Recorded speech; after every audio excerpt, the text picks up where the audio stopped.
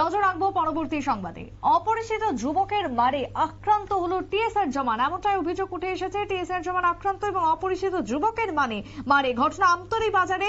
বাবুল দেব নামের এক টিএসআর জওয়ান আমতলী বাজারে ডিউটি করছিলেন। ঠিক সেই সময় অপরিচিত এক যুবক এসে টিএসআর কে মারতে থাকে এলোপাথারি, চোখে ঘুষি মারে, এমনটাই অভিযোগ উঠে আসে। তারপরে তাকে বেঁধে ফেলা হয়। আমতলী থানার পুলিশ যায় ঘটনাস্থলে এবং তারপরে যুবককে তারা আটক করে এবং এখনো পর্যন্ত জানা যাচ্ছে যে নেশাগ্রস্ত অবস্থাতে সে এমন কাজ করেছে। তবে কি বক্তব্য পুলিশের শুনুন।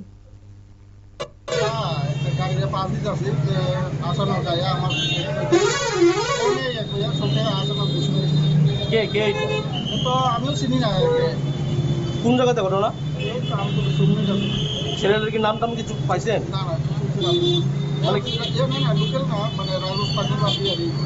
মানে কি মনে হইতেছে, কি কারণে আপনার ঘুষি মারছে?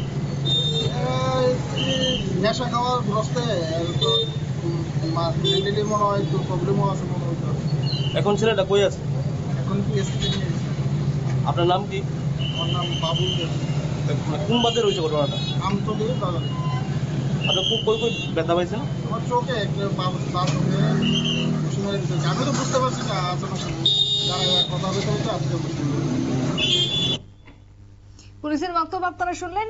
নেশাগ্রস্ত অবস্থাতেই এমন কাজ, যদিও যুবককে ধরে ফেলা হয় এবং তারপরে আটক করে উত্তম মধ্যম দেয় আমতলী থানার পুলিশ। টিএসআর জওয়ান আক্রান্ত হওয়ার ঘটনায় সাময়িকভাবে চাঞ্চল্য ছড়ায় আমতলী বাজার এলাকায়।